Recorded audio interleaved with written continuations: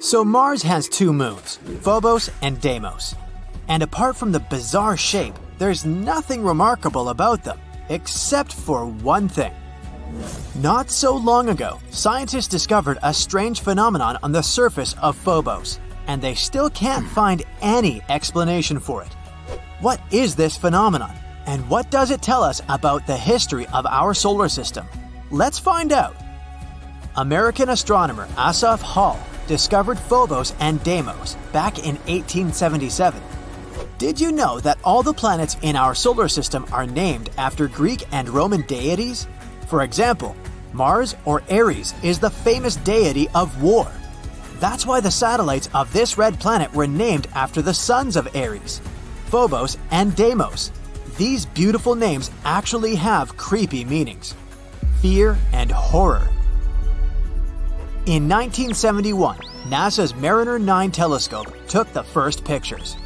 That's how we found out that these guys weren't at all like our moon. They had this weird shape, a strange and unstable orbit.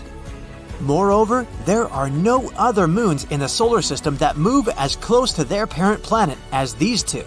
Well, they are its suns after all. But even though they are very close to Mars, if you were standing on the surface of the red planet, you would hardly be able to see them. That's because the curvature of Mars hides Phobos and Deimos from view. Even if you were somewhere on the equator, Phobos would look like an ordinary asteroid to you, and Deimos would look like a star. All because these satellites are basically crumbs compared to our moon. They're the smallest and least bright moons in the entire solar system, which is ironic considering their mighty names. Anyway, it seems that everything should be pretty clear with these two satellites. But nope, there's a problem. You see, scientists reconstruct the history of space based on the traces found on different space objects. Dents, scratches, cracks, all these things can tell us what happened billions of years ago. For a long time, scientists were sure that, just like their Greek prototypes, Phobos and Deimos were twins. But then, NASA's Viking orbiter took new photos of the satellites, and that's when they discovered a significant difference between the two. The entire surface of Phobos was covered with huge grooves. Those were a series of long, deep pits stretching from one end of Phobos to the other. You may say, what's the big deal? All space objects have this kind of stuff on them. And yeah, there are other satellites with similar grooves and scratches, but none of them has as many as Phobos. It's completely covered in grooves, and they're huge, up to 12 miles long and 660 feet wide. And that's not all. Some of these grooves intersect with others. This means that Phobos has experienced not one, but many traumatic events. But what exactly happened to it? Actually, scientists are still not completely sure. However, they have a few ideas, and these theories can tell us not only about the past of Phobos, but also predict its future. Theory 1. Asteroid Impact. Well, the first suspect is quite obvious. There's a large, almost 6-mile wide crater on Phobos. It's called Angeline Stickney. It was named after the wife of Asaph Hall, the scientist who discovered the satellites. Adorable. So that's what the first theory sounds like. Once upon a time, an astronomical body crashed into Phobos. The impact was so strong that it left a large crater.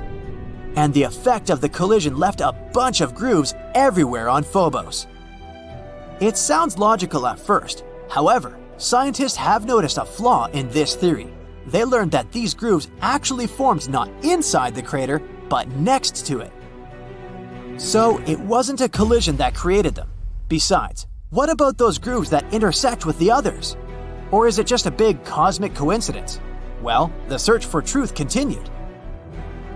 Theory 2. It's all because of space debris.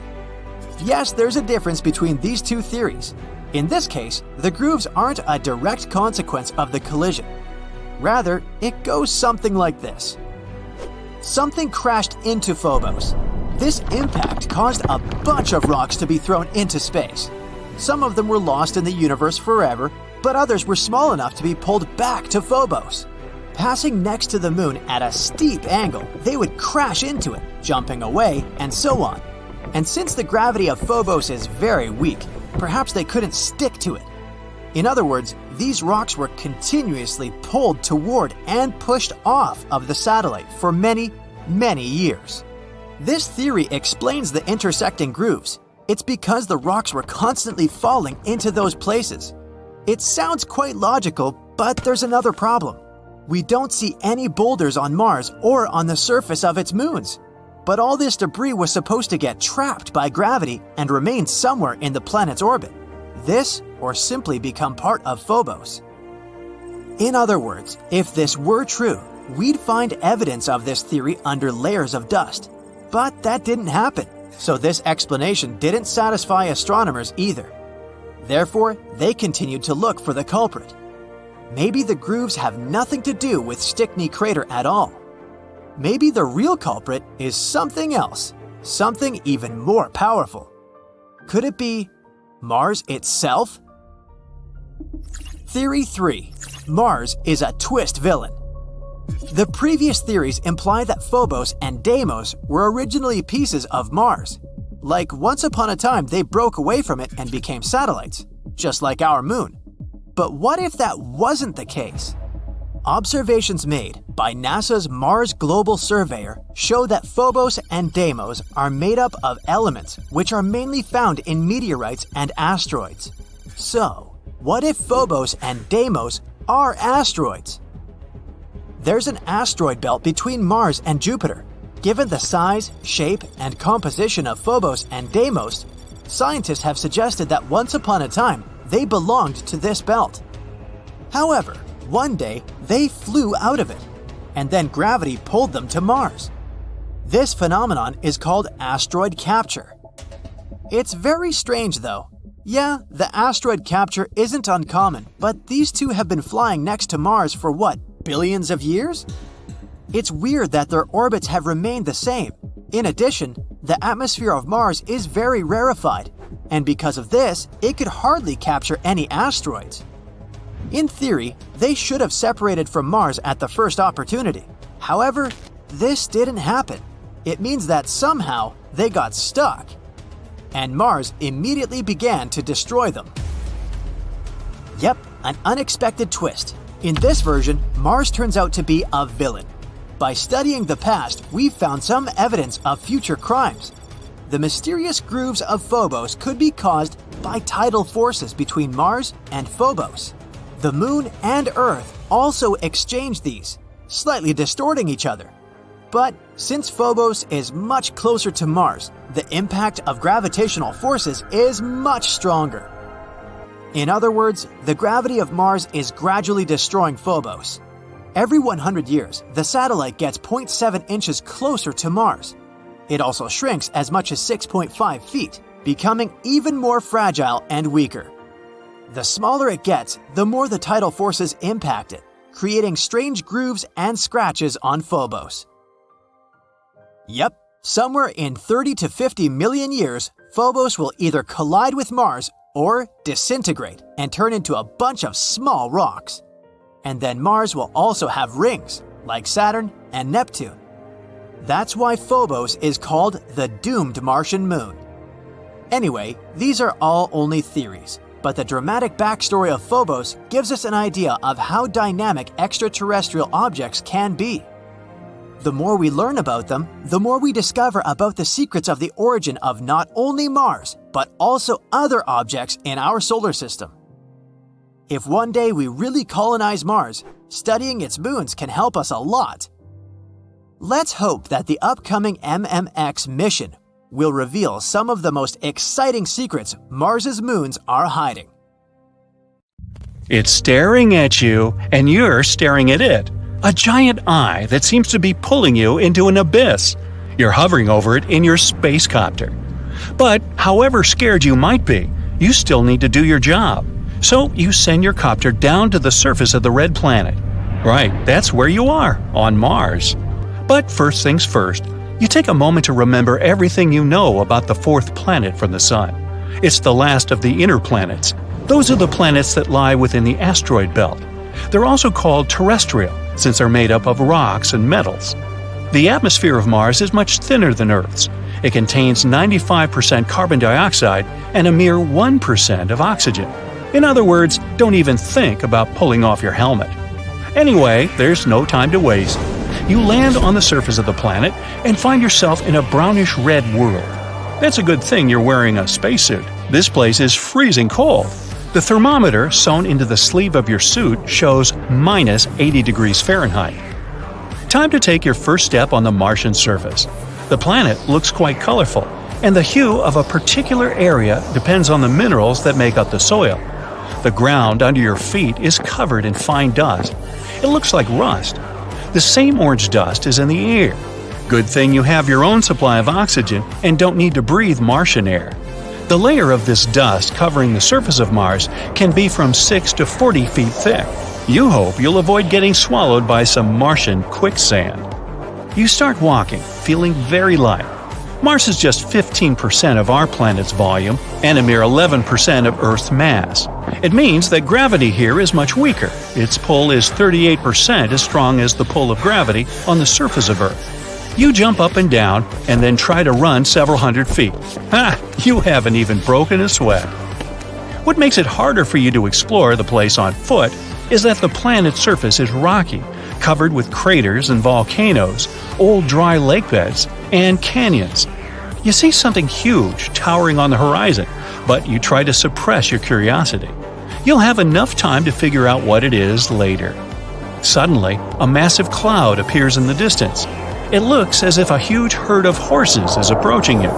In reality, you better get back into your copter and fly away as fast as you can.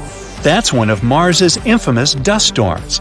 They mostly occur during the summer in the southern hemisphere of the red planet. They can sometimes cover the entire planet, and you see the largest ones from Earth. You hop into your copter and set a course for the eye that scared you so much. Winding channels that look like veins run through the eyeball. But the closer you get, the less it looks like an actual eye. Soon you realize it's a crater. It's giant, almost 19 miles across. Around the crater, which looks as if it has a pupil, there are other even bigger craters. They likely formed billions of years ago. That's when Mars had to withstand multiple attacks of space rocks. But why is the eye crater darker than the surrounding landscape?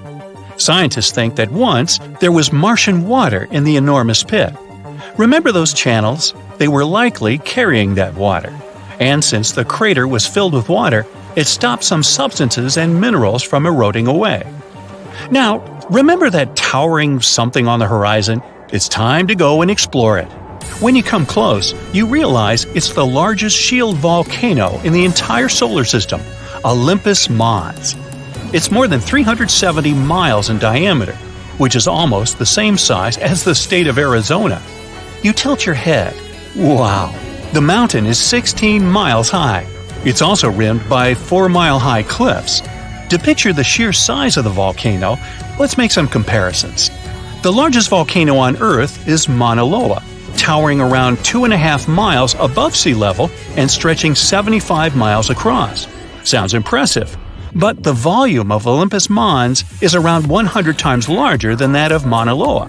The Martian giant could swallow the whole chain of Hawaiian Islands from Kauai to Hawaii. But why is this volcano so large? It might be the result of lower surface gravity and higher eruption rates. Or the reason might be the red planet's crust, which is very different from Earth's. It's static. You see, on our planet, the crust is made of 15 to 20 moving tectonic plates. As plates move over hot spots producing lava, new volcanoes form, and the already existing ones become extinct. That's why lava can get to the surface through many vents. But on Mars, the crust isn't broken into the same tectonic plates as on Earth, and the lava has nothing to do but pile in one very, very large volcano. So, how about getting closer to the enormous mountain? But once you step out of your copter on Martian soil, the ground under your feet starts shaking. Well, that's a Marsquake. But how can it happen if Mars doesn't have any actively shifting tectonic plates? Specialists from NASA are sure Marsquakes occur when energy inside the planet gets suddenly released. It leads to rock fractures and cracks in the planet's crust. Another powerful jolt and one of such cracks opens right next to you. You fall to the ground, afraid to move, but soon everything calms down. You wait for a couple of minutes, just to be sure, and get up. Oh look! Here's a perfect opportunity to explore the insides of the red planet. The crack is large enough to send a special research robot. The planet's crust is thin and consists of volcanic basalt rock. The mantle that surrounds the core of the planet is made up of thick silicates, oxygen, and some minerals. You can probably compare it with soft, rocky toothpaste. Mars's mantle is also much thinner than Earth's.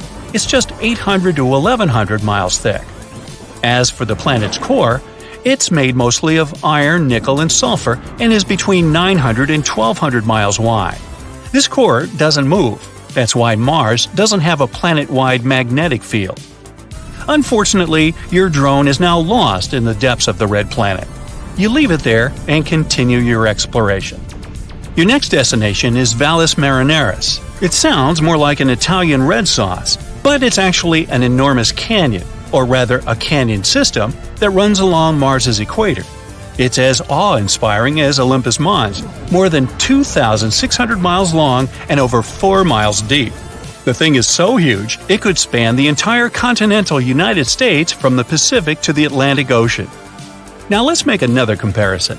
One of the most famous canyons on Earth is the Grand Canyon in Arizona, but it's 10 times shorter and around 4 times less deep than this canyon on Mars.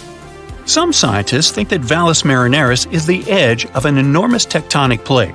It moves so slowly that almost nothing has happened in that region over millions of years, and the movement of this plate probably began 3.5 billion years ago. Anyway, the only thing left on your today's to-do list is to visit Mars's moons. They're among the tiniest in the solar system. Phobos is the largest of the two. It orbits a mere 3,700 miles above the surface of Mars. There's no other known moon that travels closer to its mother planet. It whips around the red planet 3 times a day, while the second moon, Deimos, needs 30 hours to complete one orbit. Phobos is getting closer and closer to Mars, about 6 feet each 100 years. Within the next 50 million years, it'll either crash into the planet or break apart and form a ring. Happy but tired, you return to your spaceship. Tomorrow, you'll continue exploring the magnificent red planet, and who knows what discoveries are awaiting you. Dust storms on Mars can really go crazy. They hurtle through the red planet's southern hemisphere, especially during the summer.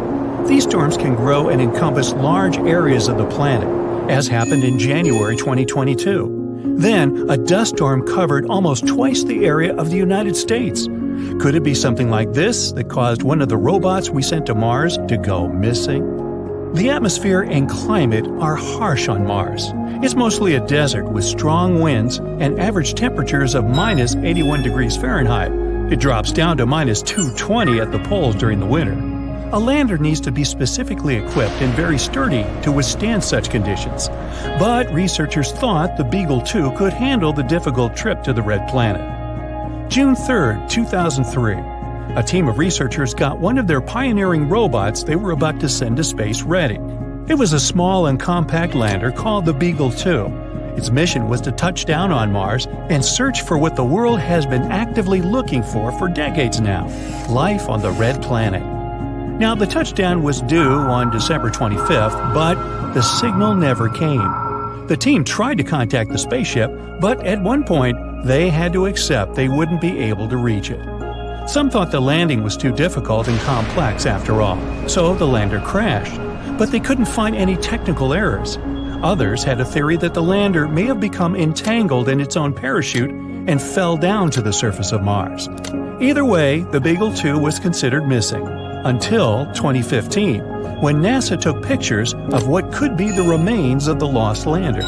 They weren't just smashed debris, the components actually looked to be intact. The lander's remains were lying with its solar panels partially deployed around 3 miles away from the site where it was supposed to land. Apparently, the Beagle 2 managed to land successfully, but its radio antenna got blocked. That's why researchers couldn't control it from Earth or communicate with it. But no one knows exactly why it happened. Have you heard of a face on Mars? In the 1970s, one of NASA's spaceships took the iconic images of the Martian surface that showed a face-like formation, as you can see in the upper part of the picture. If you have a rich imagination, you can easily see a nose, 2 eyes, a mouth, and an unusual hairdo. Some even thought it was a monument built on the red planet by another civilization. How about some other unusual things people have found on Mars, like Happy Face Crater? You can easily see why it has this nickname. Or rocks in different shapes, a pancake, brachiosaurus, or a fish. Mars also has a waffle-shaped island on its surface. It's a 1.2-mile-wide feature you can see in the area of lava flows. It might be the result of lava pushing this formation from below. It seems astronomers have also got some images of blue dunes. It's a sea of stunning dark dunes that strong winds sculpted into long lines. They surround the planet's northern polar cap and cover a region as large as Texas. The red planet is usually known for its brown sandy dunes, so these ones certainly came as a surprise. In reality, though, they're not really blue. If you could visit Mars right now just to take a look, you'd see that these dunes appear brown and orange like the rest. And the picture is a false color image. Scientists often use false colors to highlight differences in something. For example, here it's the difference in depth. Also, the biggest valley on Mars is so large it could eat our Grand Canyon for breakfast. It's a fascinating system of canyons 2,500 miles long called Valles Marines, and it's over 10 times as long as the Grand Canyon. Now, if you could stretch this Martian canyon, it would go from coast to coast of the entire United States. Since Mars doesn't have any active plate tectonics, no one knows for sure how this canyon formed. One theory says a chain of volcanoes located on the other side of Mars, the one that includes Olympus Mons, bent the crust from the opposite side of the planet. This powerful force caused cracks in the Martian crust as well as activated enormous amounts of water lying under the surface. This water then emerged and carved the rock away. The force activated glaciers too, and they possibly created new pathways in this gigantic canyon system. Volcanoes on the Martian surface could have erupted about 50,000 years ago, although the most powerful eruptions happened 2 to 3 billion years ago. But the planet doesn't have active volcanoes today. Most of the heat stored in its interior during the planet's formation has been lost. So now, Mars's outer crust is way too thick for the molten rock to reach the surface. But a long time ago, eruptions formed giant volcanoes, and these volcanoes most likely had an important role in melting ice deposits, which released floods of water onto the Martian surface. Now, Mars has a thin atmosphere with a volume of gas, mostly carbon dioxide, less than 1% of Earth's. But 4 billion years ago, it was way warmer and wetter than now. Its atmosphere must have been thicker back then, too. That's why it could create a powerful greenhouse effect and trap sunlight. Mars also has a powerful magnetic field. Similar to Earth's, it formed because of the currents of molten metals in the planet's core. But unlike our home planet, Mars lost its magnetic field after its core had cooled down. And without it, the planet didn't have any protection from the solar wind, which is a stream of charged particles flowing from the sun. The solar wind pulled away most of Mars's atmosphere in just a couple of 100 million years, give or take. This is what makes those powerful Martian dust storms even more intense. Mars has a fascinating history. Judging by the planet's glaciers, Mars has probably gone through multiple ice ages, just like Earth. A team of researchers got images of about 60,000 Martian rocks. Rocks were different in size and distributed randomly, which means they probably formed during different ice ages. Glaciers hide their own stories too. Who knows what kinds of gases, rocks, or even microbes could be trapped inside? Now, if you could get into a time machine and stop at 4 billion years ago, on Mars of course, the chances are you would see spectacular scenes of flooding. Maybe there would even be some form of life on the planet's surface. A strong meteorite impact that formed the red planet's Gale crater could be something that triggered that mega flood. After that collision, the temperatures on the planet got insanely hot. This caused the melting of all that ice that was stored on the Martian surface at that time. The flooding was so massive, it changed the geological structure of the planet's surface. It carved out big ripples, as well as waves in the sedimentary rock. Now, speaking of water, vapor has been noticed escaping the atmosphere of Mars. Also, researchers have found some evidence of water flowing on the planet's surface. There are dark streaks in the soil. They seem to get bigger in the summer and shrink over the winter. There are numerous dried-out valleys and river channels on the planet. It's possible that liquid water once flowed there. Now, most of it could be locked up in ice caps or even hidden under the surface. More and more things hint that Mars used to be habitable. Mars is the only planet we know about where only robots live. 5 rovers make up the Martian population.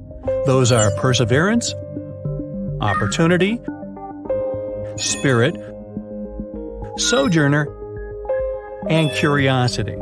These robots are there to take pictures and samples of soil and air, and maybe even find life on the red planet. And someday, we may reunite with them on Mars. Who knows?